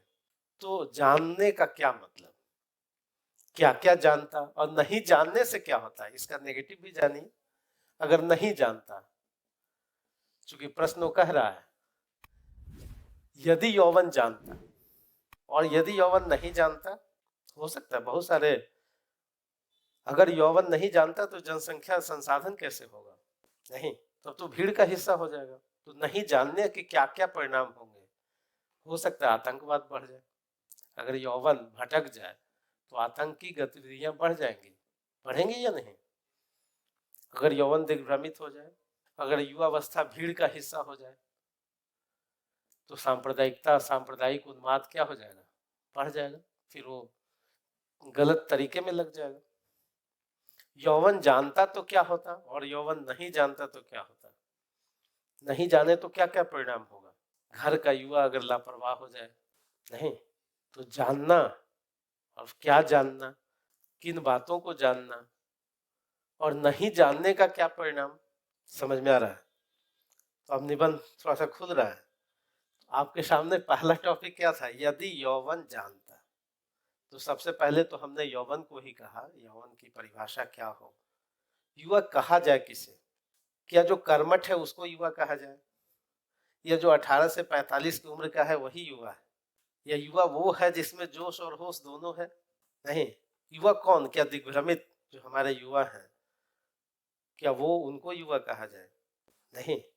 और युवा में तो दोनों है, नारी और पुरुष दोनों, नहीं, नारी भी और पुरुष दोनों है। क्या यही निर्माण का काल है, यही संभावनाओं का काल है, यही परिवार समाज और राष्ट्र का भविष्य निर्भर है, ये बैकबोन है। भारत कहा गया कि भारत युवाओं का देश है, तो क्या 18 से 45 की उम्र वाले लोग ज्यादा हैं? 60% से अधिक लोग हैं। आंकड़े तो यही कहते हैं। जापान जैसे बुजुर्ग हो रहा है और भारत क्या हो रहा है? युवा है, युवा हो रहा है, यानी युवाओं की आबादी ज्यादा है। और ये जो युवा वर्ग है, जिस प्रदेश का भविष्य है, जो तकनीकी से लैस है, जो होना चाहिए लैस, जो शिक्षा हो, अगर युवा जाने तो सरकार क्या करे इसके लिए? जानने का क्या उपाय करे? क्या स्कूल कॉलेज शिक्षा की व्यवस्था बेहतर की जाए? तो युवा जानता तो इसके जानने के पीछे और नहीं जानने के पीछे कौन से कारण है? कौन से कारण है जिससे वो नहीं जान रहा है? नहीं क्या है, वो अवेयर है, नहीं जानकारी रख रहा है, जानकारी नहीं है उसके पास, दिग्भ्रमित है, तो उसके पीछे कौन कौन से कारण है? कई सारे कारण होंगे, राजनीतिक कारण होंगे, शिक्षा नहीं मिल पा रही होगी, हो सकता है स्वास्थ्य की समस्या हो सकता है वो कुपोषित हो, कई सारे मामले हैं। तो अब आपके सामने सोचना ये है, पहले फेज को देखिए कि यदि यौवन जानता, यौवन क्या है, किसे कहा जाए, कब कहा जाए, क्या केवल शारीरिक अवस्था को कहा जाए या मानसिक अवस्था को कहा जाए, जानने का मतलब क्या, और जानने से क्या परिणाम होंगे, क्या राष्ट्र परिवार का भविष्य बेहतर होगा? नहीं जानने के क्या, नहीं जानने के कारण क्या, समझ में आ रहा है? नहीं क्लियर हो रहा है? अगर हमारी पूरी युवा आबादी अवेयर होती, तो अवेयर होती तो क्या परिणाम होते? राष्ट्र कैसा होता, समाज कैसा होता? और अभी वर्तमान की स्थिति क्या है? जो हमारा मानव संसाधन है, संसाधन कैसे बनेगा? ये हमारी 60% जनसंख्या है उम्र के हिसाब से, अभी वर्तमान स्थिति है। इसको अगर हमको संसाधन बनाना है तो क्या करना पड़ेगा? शिक्षा, स्वास्थ्य और स्किल से जोड़ना पड़ेगा, तब वो क्या हो जाएगा? संसाधन हो जाएगा। अभी कैसा है? भीड़ का हिस्सा है वो, और यौवन नहीं जान रहा है, उसके पीछे कई सारे कारण हैं, कई सारे कारण अतीत से चले आ रहे हैं, कई सारे कारण क्या है? और यही यौवन, मान लिया हम राष्ट्रीय आंदोलन में देखें, भगत सिंह को देखें, कितने उनके पास तो जोश भी था और होश भी था। फांसी के फंदे से झूलने से पहले उन्होंने एक किताब लिखी, मैं नास्तिक क्यों, है ना, किताब लिखी उन्होंने। सबने अपनी अपनी आत्मकथा लिखी है। तो आखिर ये जो दौर था युवा का, अगर उसमें जोश भी है और होश भी है, तो स्थितियां कैसी हैं? फिर हमको आजादी मिलती है। अगर वो युवा क्या है, दिग्भ्रमित है, तो क्या क्या परिणाम होंगे? तो पहला हिस्सा है कि यदि यौवन जानता, समझ में आ गया, या नहीं जानता, जानने से क्या होता, नहीं जानने से क्या होता, जानना के मतलब क्या? अब दूसरे फेज पे आइए कि यदि बुढ़ापा क्या होता, सक्षम होता, मिटाए। फिर वही स्थितियां ले आइए। बुढ़ापा किसे कहा जाए, ये क्या है? बूढ़ा किसे कहा जाए? केवल तन वालों को। उम्र हो गई, मान लिया कि जिसका उम्र है 50+ और 75 तक, 75 के बाद हम लोग क्या कहेंगे कि भाई ये तो संन्यास की अवस्था है। लेकिन 50+ से उधर जो भी लोग हैं, कई हो सकता है कि बुढ़ापे बूढ़े लोग क्या हो, यंग से ज्यादा एनर्जेटिक हो। नहीं, बहुत सारे हैं जो यंग से क्या है। तो बुढ़ापा क्या एक पूर्ण विराम है उम्र की सरहद पर, या कुछ और है? क्या मन से बूढ़े को बूढ़ा कहा जाए, या तन से बूढ़े को? जो कर्मठ नहीं है उसको बूढ़ा कहा जाए? हाँ बिल्कुल हो सकता है, बिल्कुल हो सकता है। तो बुढ़ापा में क्या क्या हो सकता है, संभावनाएं क्या है, इसकी सीमा क्या है और इसकी संभावना क्या है? यानी अगर वो सक्षम है, सक्षम है, सक्षम नहीं है, अगर नहीं है तो सक्षम बनाया जा सकता है, बनाया जा सकता है। तो बताइए कि बुढ़ापा है क्या और किसको बूढ़ा कहा जाए, और इसमें क्या क्या संभावना है? उसके पास अनुभव है कि नहीं? हो सकता अनुभव न भी हो। कई बूढ़े लोग क्या है, धृतराष्ट्र नाम के व्यक्ति से आपका परिचय है, महाभारत के कैरेक्टर हैं। उनका अनुभव किस काम का? किस काम का अनुभव? जो सामने देख रहे हैं, द्रौपदी का चीरहरण। और उस भीष्म प्रतिज्ञा का क्या, वो भी तो बुजुर्ग है। क्या व्यक्तिगत प्रतिज्ञा इतनी हावी हो जाती है कि सामाजिक दायित्व तो भूल जाए आदमी? अपने लिए उन्होंने प्रतिज्ञा की थी, तो दोनों में से ज्यादा महत्वपूर्ण कौन है, अपनी प्रतिज्ञा या राष्ट्र का जो भविष्य है वो? अपनी प्रतिज्ञा हमारे लिए मूल्यवान हो सकती है, समाज और राष्ट्र के लिए तो नहीं। अगर द्रौपदी का चीरहरण होता हो और वो कहते हो कि नहीं जी हम तो सत्ता से बंधे हुए हैं, तो ऐसी व्यक्तिगत प्रतिज्ञा का क्या मूल्य? नहीं। एकलव्य का जब अंगूठा काटा गया, युवा तो वो भी था, कर्मठ भी था, तो क्या वो जानता था, सब कुछ था, योग्य भी था? तो क्या परिस्थितियां वैसी थी? क्या सामाजिक संरचना ऐसी थी? व्यवस्था ऐसी थी? द्रोणाचार्य भी योग्य थे, अपने पुत्र से तो अधिक योग्य थे द्रोणाचार्य। नहीं, कौन ज्यादा योग्य था, द्रोणाचार्य या उनके पुत्र? कौन ज्यादा सक्षम थे, उनके पुत्र या द्रोणाचार्य? तो इसका मतलब ये है कि बुढ़ापा का मतलब केवल उम्र नहीं है, बुढ़ापा का मतलब कई सारी संभावनाएं हैं बुढ़ापे में, और कई सारी क्या है, सीमाएं भी हैं, कमियां भी हैं। तो संभावनाएं बहुत हैं। क्या आपको चिकित्सा अपनी करवानी हो तो किससे चिकित्सा करवाएंगे? मान लिया आपको ऑपरेशन करवाना हो, सर्जरी, तो किससे करवाएंगे? यंग डॉक्टर से या बुजुर्ग डॉक्टर से? किससे? और आपको एकदम लेटेस्ट मोबाइल जो है उसको चेक करवाना हो तो किससे करवाएंगे? आपको कोई ऐप बनवाना हो, आपको अभी बिल्कुल लेटेस्ट ऐप बनवाना हो, वेबसाइट बनवाना हो, तो किसको पकड़ेंगे बताइए? और अपने स्वास्थ्य की जांच करानी हो तो किससे करवाएंगे? तो इसका मतलब ये है कि जिसके पास अनुभव है, राजनीति में बहुत सारे लोग सक्रिय हैं जो बहुत बुजुर्ग हैं कि नहीं? राजनीति में ऐसे बहुत सारे लोग हैं जो बहुत सक्रिय हैं। बहुत लोग जो संत हैं, जो साधु हैं, जिसके पास अनुभव है। एक बार एक दार्शनिक थे रूस के, तो उनके पिता जब वो अपनी जीवनी लिख रहे थे, कह रहे थे कि जब मैं 9 वर्ष का था तो मेरे पिता मरणासन्न अवस्था में थे और उन्होंने बुला करके कहा कि मैंने तो आपको कुछ नहीं दिया, अब तो आप बहुत बचपन में हैं और मेरा जाने का समय आ गया। एक जंतर दे रहा हूँ, एक मंत्र दे रहा हूँ। क्या मंत्र दे रहा हूँ? कि जब भी क्रोध आए तो 24 घंटा के बाद उत्तर देना। जब भी जीवन में क्रोध आए, नहीं तो उत्तर कब देना? 24 घंटे के बाद। बस यही सीख मिली उसको।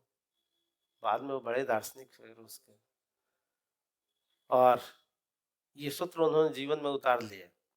और फिर उन्होंने देखा कि जब भी कोई क्रोध आया तो उन्होंने पिता की उस बात को याद रखा कि 24 घंटे के बाद इसका उत्तर देना है। और फिर उनको लगा 24 घंटे के बाद के उत्तर देने की जरूरत क्या है। हाँ, कहने का मतलब ये है कि भाई 24 घंटे के बाद उत्तर देने की आवश्यकता क्या है? तो बुजुर्ग यदि सक्षम है, संभावनाएं बहुत है। एक सूत्र जीवन का दिया, हो सकता है उसका पुत्र क्या हो जाए, सही रास्ते पे हो। और कई बार युवा भी, उसकी भी सीमाएं हैं। दुर्योधन तो युवा ही है, नहीं? और द्रौपदी, वो भी तो युवा थी। शब्द पे लगाम नहीं रहा तो महाभारत हो गया, नहीं? अंधे के पुत्र अंधे ही होते हैं, कहने की आवश्यकता क्या थी? यानी जोश था, होश नहीं था। तो द्रौपदी के एक वाक्य ने क्या कर दिया? आग में घी का काम किया। और दुशासन, वो भी तो युवा था, नहीं? लेकिन वो कैसा व्यक्ति था? क्या वो नेतृत्व कर सकता था समाज का? नहीं। आप याद कीजिए महाभारत के उस प्रसंग को कि जब यक्ष से वार्ता हो रही थी धृतराष्ट्र की, लोग पानी पीने गए थे, पांचों भाई, 4 भाई एक एक करके कहाँ चले गए? बेहोश कर दिए गए। क्यों भाई? सबको अपनी शक्ति का घमंड था। भीम गए पानी लाने, यक्ष ने पूछा कि भाई मेरे प्रश्न का पहले जवाब दे दो फिर पानी लेना। भीम को लगा कि शक्ति है मेरे पास, जैसे ही पानी लेने गए मूर्छित कर दिए गए। अंत में ऐसे सभी भाई, अर्जुन भी चले गए, बचे कौन? युधिष्ठिर।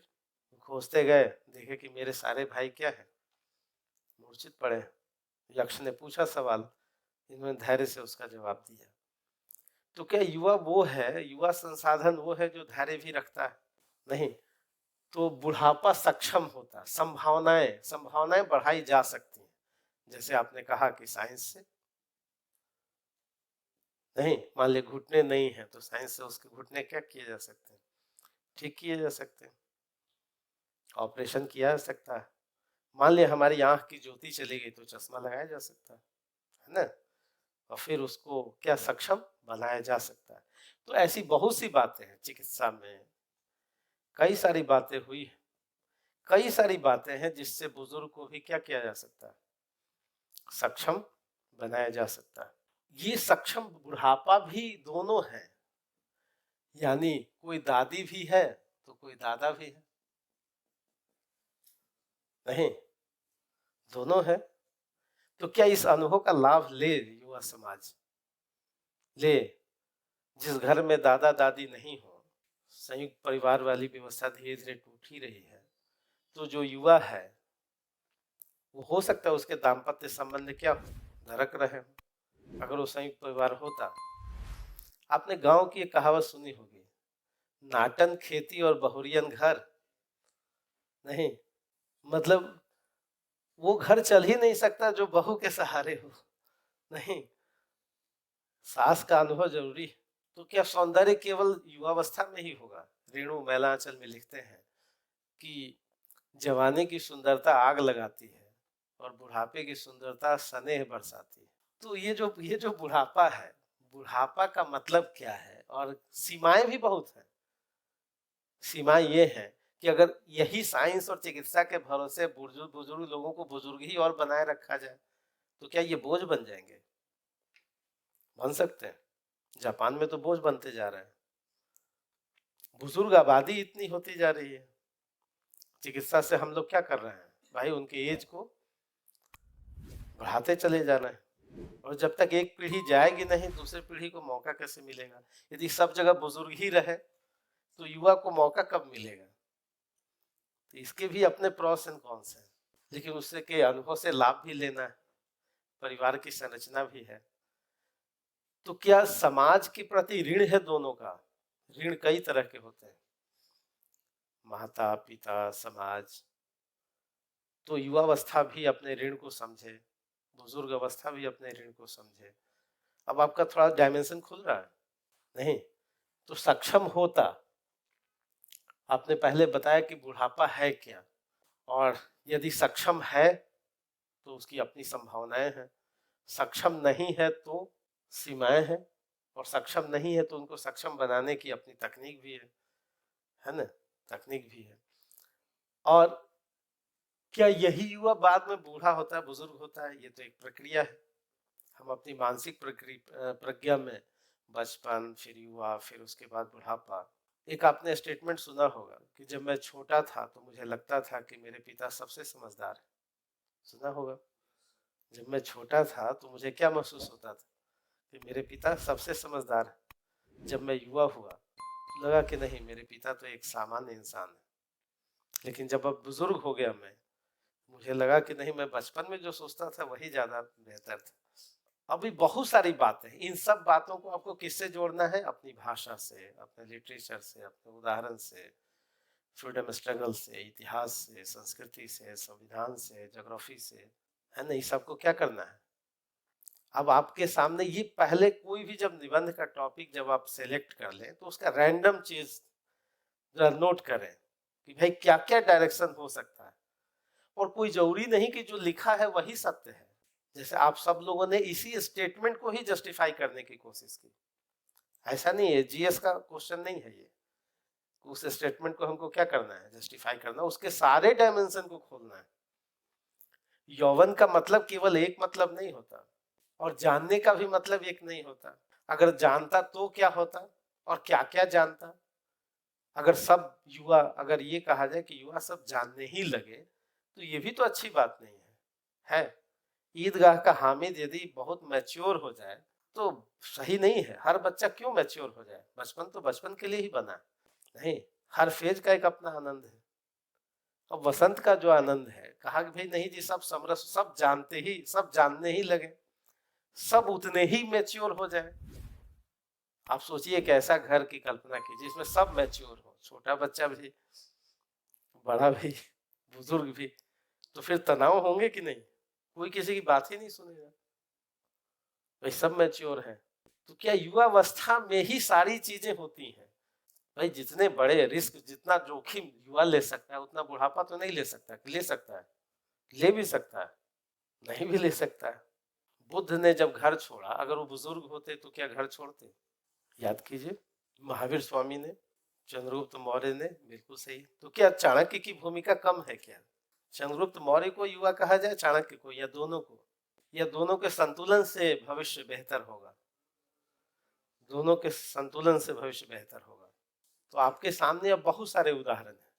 क्या जो सुप्रीम कोर्ट के बड़े वकील जो हैं, आप किस पे ज्यादा भरोसा करेंगे, युवावस्था पर या जो बुजुर्ग हैं जिनके पास अनुभव है, किस पे ज्यादा भरोसा करेंगे? बुजुर्ग पे। अगर युवावस्था के ही लोग सुप्रीम कोर्ट में हो तो क्या हो? क्या? और स्पोर्ट्स में, स्पोर्ट्स में किसकी जरूरत है? खेलना युवा को पड़ेगा। और जोखिम कौन ले, है ना? युवा ले। कई बुजुर्ग भी तो बहुत जोखिम लेते हैं, बहुत कुछ कर सकते हैं, नहीं? तो इसका मतलब ये है कि कई डायमेंशन है निबंध के। हर डायमेंशन पे आप एक रैंडम बनाएं और फिर लिखने का। इसके बाद क्या चुनौती रहती है? इसके बाद अब चुनौती आके होती है कि स्टार्ट कैसे किया जाए, है ना? पहली चुनौती स्टार्ट करने की नहीं है, पहली चुनौती है कि आपके पास थोड़ा मैटर तो हो, डायमेंशन तो खोलिए। और जो डायमेंशन खोलेंगे, अगर कुछ ना समझ में आता हो तो आपने बचपन में सुना होगा कि हम 5W का सहारा तो लें हर निबंध में, हर टॉपिक में। जैसे हमने क्या कहा कि भाई यौवन क्या, यौवन क्यों नहीं, यौवन किसके लिए? आपके पास सूत्र बनेंगे? नहीं। यौवन कब? अब ये सब प्रश्न तो उठाइए अपने आप। समस्या का यौवन किस लिए? राष्ट्र के लिए, समाज के लिए, स्वधर्म के लिए, नैतिकता के लिए, सत्यनिष्ठा के लिए। यौवन किस लिए है? किस लिए यौवन है? भीड़ का हिस्सा बनने के लिए, सांप्रदायिक उन्माद के लिए, आतंकवाद के लिए, अधिकाधिक कम समय में पैसा कमाने के लिए। यौवन किस लिए बना है?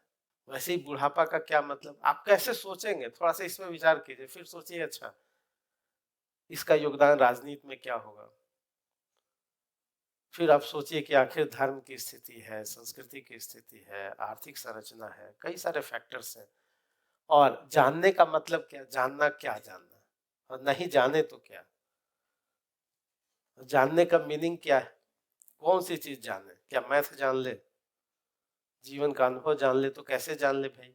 लेकिन कई युवा जो है वो जान लेते हैं। भाई भगत सिंह की उम्र ही कितनी थी, कैसे वो समझ गए? बहुत सारे लोग तो नहीं समझ। प्रेमचंद क्या युवावस्था में बना जा सकता है क्या? तो युवावस्था में बना जा सकता है क्या? हाँ, बना भी जा सकता है। भारतेंदु तो युवा ही थे, नहीं? तो इसका मतलब ये है, अब इसमें आपको क्या क्या करना है? अब इसकी भरपाई, सीमेंटिंग करना है। यानी पहला काम निबंध में क्या होता है? Random thought, random. आप सोचिए कहाँ कहाँ इसका विस्तार संभव है, उसके प्रोस एंड कॉन्स को सोचिए, उसके दोनों स्थितियों को, सीमाओं संभावनाओं को सोचिए। और जब ये विस्तार कर लिया, अब इसमें क्या करना है? अब सीमेंटिंग फोर्स चाहिए हमको, अपनी भाषा चाहिए, आपको उदाहरण चाहिए। आप याद कीजिए, कोई लोकगीत चाहिए हमको, कोई कविता चाहिए हमको, कोई फिलॉसफी का चाहिए हमको, कोई कहानी चाहिए, जिससे हम इन चीजों को क्या करें, जोड़ सकें। और फिर अब इसका मैनेजमेंट कर सकें, कैसे प्रारंभ करें, कैसे अंत करें। ये सवाल कब पैदा होता है?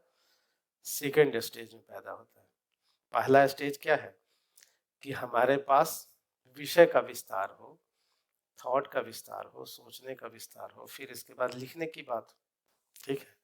तो हम लोग प्रतिदिन क्लास में क्या करेंगे, एक टॉपिक लेंगे, आप सोचेंगे, फिर उस पर हम क्या करेंगे, थोड़ा और इसकी, और फिर थोड़ा लिखवाएंगे, देखिए इसको ऐसे लिखा जा सकता है। फिर ये निबंध क्या हो जाएगा आपका, तैयार हो जाएगा। अगर ऐसे 40-50 निबंध हम लोग तैयार कर पाए तो इसका मतलब है कि वहां पर आपकी इतनी प्रैक्टिस हो जाएगी। वन वे नहीं है ये, निबंध की क्लास वन वे नहीं है कि भाई आपको कुछ मैटर दे दिया जाए और उस मैटर के सहारे, या फिर एक दिन की तैयारी नहीं है कि लास्ट में क्या हो जाएगा। ठीक है, तो थोड़ा लिखते हैं, अब थोड़ा लिखते हैं कैसे प्रारंभ किया जाए। लिखिए, कविता से शुरू करते हैं, कई तरह से शुरू करके बताएंगे। जिन पर साया करते करते पेड़ बूढ़ा हो गया, आपने सुना होगा पंक्ति।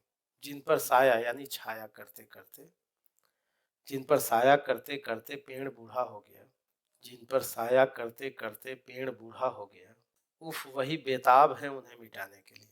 जिन पर साया करते करते पेड़ बूढ़ा हो गया, उफ वही बेताब है उन्हें मिटाने के लिए। जिन पर साया करते करते पेड़ बूढ़ा हो गया, उफ वही बेताब है उन्हें मिटाने के लिए। पैरा चेंज करके लिखे। बुढ़ापा जिंदगी की सरहद एवं उम्र के राजमार्ग पर, बुढ़ापा जिंदगी की सरहद एवं उम्र के राजमार्ग पर, जिंदगी की सरहद एवं उम्र के राजमार्ग पर खींच दिया गया अल्प विराम नहीं है, खींच दिया गया अल्प विराम नहीं है, खींच दिया गया अल्प विराम नहीं है, कौमा जो पूर्ण विराम की प्रतीक्षा में है, जो पूर्ण विराम की प्रतीक्षा में है, जो पूर्ण विराम की प्रतीक्षा में है।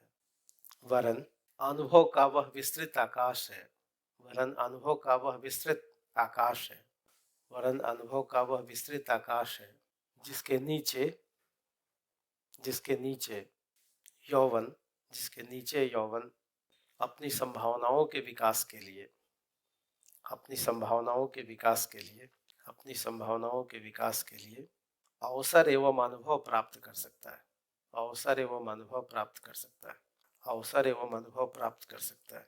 तो कोई व्यक्ति ऐसे प्रारंभ कर सकता है ना।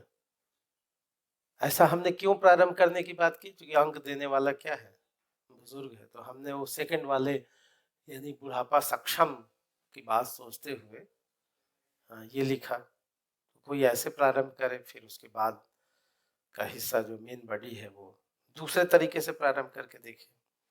कोई जरूरी नहीं कि एक तरह से प्रारंभ हो, प्रारंभ करने के कई अंदाज कई हो सकते हैं। इसलिए हर व्यक्ति अपने नूतनता के साथ, नवीनता के साथ, किसको कौन सी रुचि है और कैसे वो लिखता है ये उस पर डिपेंड करता है, उसकी तैयारी पर निर्भर करता है। तो कोई जरूरी नहीं कि एक तरीके से ही प्रारंभ हो, आप कई तरीके से प्रारंभ कर सकते हैं। एक दूसरे तरीके से प्रारंभ, जो आप कह रहे थे कि स्टार्ट करने में हमको क्या आती है, तो हम ऐसे 5 उदाहरण देंगे कि आपको क्या लगता है सब बेहतर है, और फिर उसके बाद आपने क्या किया है, उसको अरेंज किया है अपने निबंध को, और फिर उसको विस्तार देना है। और विस्तार देने में भी धीरे धीरे आपको अपनी भाषा पर, अपने विषय पर क्या होगा, कमांड होता जाएगा। फिर हम अंत करना भी बताएंगे क्यों और कैसे अंत किया। दूसरे तरीके से प्रारंभ कीजिए। लिखिए, ये वही स्टेटमेंट लिखिए। जब मैं छोटा था तो सोचता था, जब मैं छोटा था तो सोचता था कि मेरे पिता सबसे समझदार है, सबसे समझदार, पूर्ण विराम। जब मैं युवा हुआ तो मुझे लगा कि मेरे पिता अत्यंत सामान्य बुद्धि के हैं, मेरे पिता अत्यंत सामान्य बुद्धि के हैं। किंतु जब मैं बूढ़ा हुआ तो महसूस हुआ कि मैं बचपन में ही सही था, मैं बचपन में ही सही था, बचपन में ही सही था। पैरा चेंज करके लिखिए। निश्चित रूप से, पैरा चेंज करके लिखिए। निश्चित रूप से भूल, सुधार एवं पश्चाताप, भूल, सुधार एवं पश्चाताप व्यक्तिगत एवं परिस्थितिगत आधार पर किसी भी उम्र में हो सकता है, व्यक्तिगत और परिस्थितिगत आधार पर किसी भी उम्र में हो सकता है, किसी भी उम्र में हो सकता है। वास्तव में, वास्तव में यौवन और बुढ़ापा, यौवन और बुढ़ापा शारीरिक अवस्थाओं के साथ साथ मानसिक अवस्था का भी परिचायक है, मानसिक अवस्था का भी परिचायक है। इस संदर्भ में, इस संदर्भ में विवेकानंद की चिंता, इस संदर्भ में विवेकानंद की चिंता प्रासंगिक है। डैश देकर के लिखिए। युवाओं में जोश है पर होश नहीं, युवाओं में जोश है पर होश नहीं, युवाओं में जोश है पर होश नहीं, युवाओं में जोश है पर होश नहीं। तो एक ये प्रारंभ हुआ, एक तीसरे तरीके से प्रारंभ देखिए, एक कहानी से लिखते हैं, कोई कहानी से भी प्रारंभ कर सकते हैं। हमने एक कहानी अभी बताई आपको, है ना? लिखिए, नहीं कोई भी कहानी जो आपको सूट करे। हाँ, लिखिए, कैसे शुरू कर सकते हैं? रूस के एक दार्शनिक थे जॉर्ज गुरजिएफ। रूस के एक दार्शनिक थे,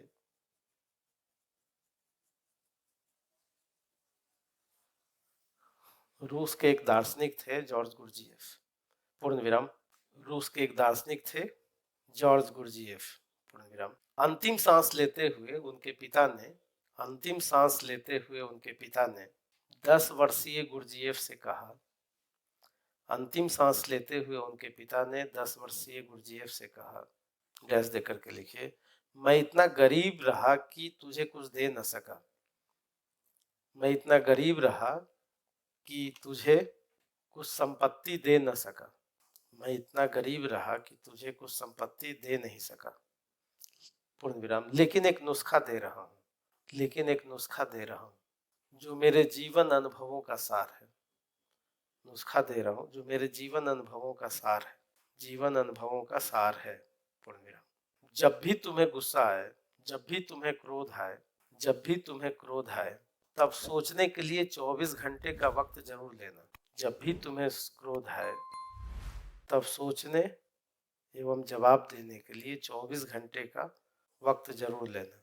पैरा चेंज करके लिखिए, पिता के अनुभव का यह जंतर, पिता के अनुभव, पैरा चेंज करके लिखिए, पिता के अनुभव का यह जंतर, पिता के अनुभव का यह जंतर, जंतर मतलब मंत्र, है ना? बालक गुरजिएफ को दार्शनिक गुरजिएफ बना देता है, बालक गुरजिएफ को दार्शनिक गुरजिएफ बना देता है। अर्थात अर्थात यौवन को यदि सक्षम बुढ़ापे का संरक्षण और अनुभव प्राप्त हो, संरक्षण और अनुभव प्राप्त हो, संरक्षण के बदले में सम्यक लिख दीजिए, सम्यक संरक्षण और अनुभव प्राप्त हो, तब निम्न पंक्तियां सार्थक हो सकती हैं, प्रासंगिक हो सकती हैं। डैश देकर करके लिखिए, उठा धरा से पहुंच शिखर आकाश बन गया, उठा धरा से पहुंच शिखर आकाश बन गया, उठा धरा से पहुंच शिखर आकाश बन गया, उठा धरा से पहुंच शिखर आकाश बन गया। नेक्स्ट लाइन, धरा देखती रही पुत्र इतिहास बन गया, धरा देखती रही, उठा धरा से पहुंच शिखर आकाश बन गया, धरा देखती रही पुत्र इतिहास बन गया। कोई ऐसे प्रारंभ करे? नहीं। अब आप आपके रुचि और भाव के अनुसार जो लगे कि भाई हमको ऐसे प्रारंभ करना ज्यादा अच्छा लग रहा है, तो ऐसे कर सकते हैं। एक और चौथे तरीके, कितने लिखा? 3 तरीके से। एक और लिखिए, मतलब धरती से, मतलब कहाँ, बिल्कुल नीचे की अवस्था से व्यक्ति क्या कर सकता है? अगर अनुभव मिल जाए, संरक्षण मिल जाए, अगर कोई सीख मिल जाए, तो व्यक्ति क्या हो जाएगा? इतिहास। आखिर युवा को दिशा कौन देता है? बुजुर्ग ही देगा, और भी अगर सम्यक संरक्षण हो, अनुभव हो। तो एक संदेश जीवन में अगर गुरजीएफ ने उतार लिया तो क्या बन गया वो, है ना? कौन सी बात, कौन सी मेडिसिन कैसे किसको सूट कर जाए, है ना? तो एक और लिख लीजिए। नेक्स्ट, कहीं से कहने का सेंस की प्रारंभ तो ऐसा होना कि जो, ये तो परीक्षक से पहला परिचय है आपका, और परिचय कैसा होना चाहिए? बिल्कुल लगे परीक्षक को कि नहीं जी ये तो व्यक्ति 60% से कम के लायक ही ना, पहला तो पैरा पढ़ेगा ही, छोटे छोटे पैराग्राफ विचारों के साथ, सीमेंटिंग फोर्स जो है, आपकी भाषा, आपका जो शुद्धता है लिखने की, जो तारतम्यता है लिखने की, जो एक ऑर्डर है लिखने का, पहले तो काम करना है कि रैंडम चीजों को देखना है, पहले तो विस्तार देना, फिर उसको क्या करना है, ये प्रैक्टिस का हिस्सा है कि धीरे धीरे धीरे धीरे आपको क्या हो जाएगा, आत्मविश्वास आ जाएगा। एक दिन की बात नहीं, जैसे जीएस में आप तैयारी करते हैं, और वैसी ही तैयारी 3-4 महीने की तैयारी आपकी क्या चाहिए, निबंध में भी चाहिए, तब जाकर के वहां। और ये इतना बड़ा, किसी को 100 अंक भी दिलाएगा। और आप सोचिए कि अपनी प्रारंभिक अवस्था से आपको कहाँ जाना है, हाँ उस अवस्था तक जाना, उस अवस्था तक ले जाने के लिए टीचर को भी मेहनत करना पड़ेगा। ऐसा नहीं कि एक दिन में, हम लोग भी क्या किए हैं, जैसे कॉपी जैसे आप विद्यार्थी हैं वैसे 5 कॉपी हमने भी बनाया है ना। उसके लिए रोज क्या करना पड़ता है, ऐड करना पड़ता है, मतलब 50 ऐसे अगर है तो 50 ऐसे की तैयारी करनी पड़ती है। और नहीं तो बाँचा तो जा ही सकता है कि ऐसा कर लो, ऐसा कर लो, नहीं बाँचना आसान है। ठीक है, तो उसके लिए क्या करना है, एक तरीके से और लिखिए। कैसे लिखेंगे? कहने का मतलब कि प्रारंभ से डरना नहीं है, धीरे धीरे प्रैक्टिस का हिस्सा हो जाएगा आपका, है ना। एक और लिखिए, वे लोग जा चुके, कविता से शुरू कीजिए। वे लोग जा चुके, नेक्स्ट लाइन, जिन्होंने पहली सुबह की पहली किरण देखी। वे लोग जा चुके जिन्होंने पहली सुबह की पहली किरण देखी। वे लोग जा चुके जिन्होंने पहली सुबह की पहली किरण देखी, पूर्ण विराम।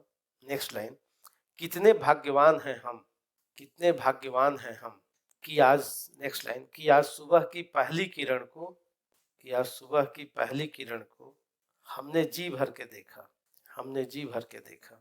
नेक्स्ट लाइन, महान भाग्यशाली तो वे हैं, महान भाग्यशाली तो वे हैं, महान भाग्यशाली तो वे हैं।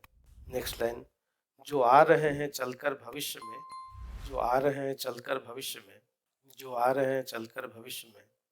नेक्स्ट लाइन, और देखेंगे नई सुबह में, और देखेंगे नई सुबह में। नेक्स्ट लाइन, सभ्यता का नवोदय, सभ्यता का नवोदय।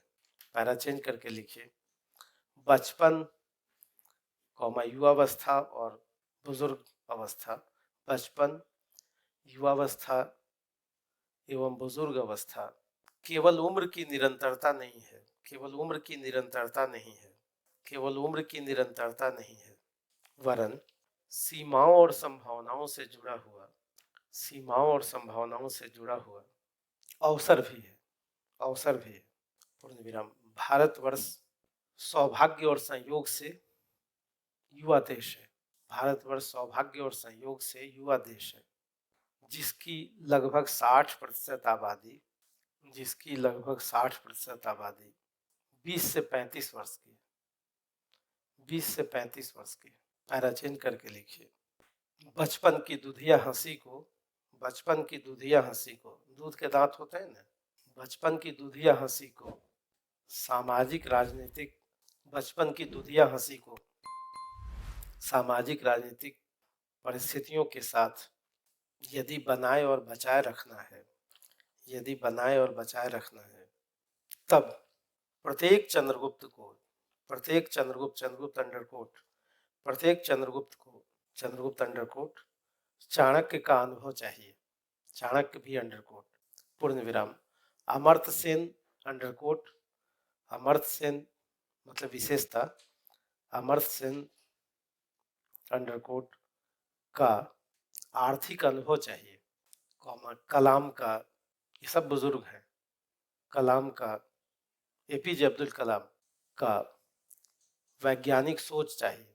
तो कोई व्यक्ति ऐसे प्रारंभ करे नहीं, तो आपको कई तरीके से प्रारंभ करके बताया गया कि पहले तो विषय को समझना, फिर इसी तरह से हम लोग लिखेंगे निबंधों को कि कम से कम 600-700 शब्द आपके पास क्या हो।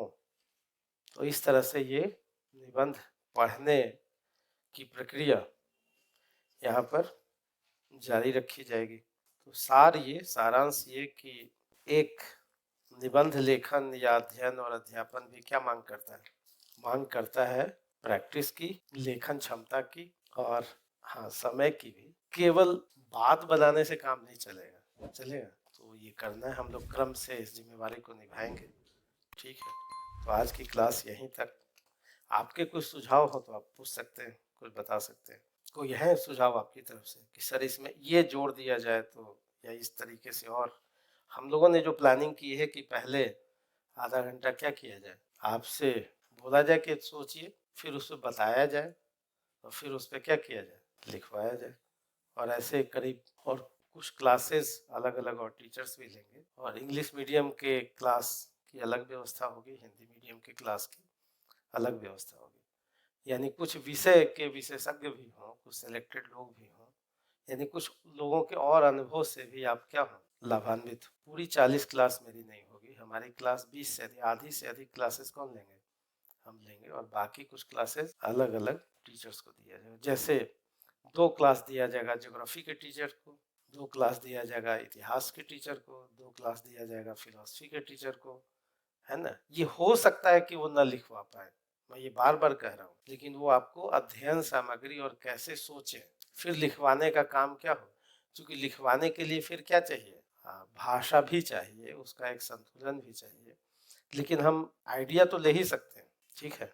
तो वैसी कुछ क्लासेस अलग अलग लोगों की भी होंगी, और आधी से अधिक क्लासेस किसकी होंगी, मेरी होंगी। तो ये प्रक्रिया और जो नोट्स है वो तो मिलेगा ही, ठीक है। तो आज इतना ही।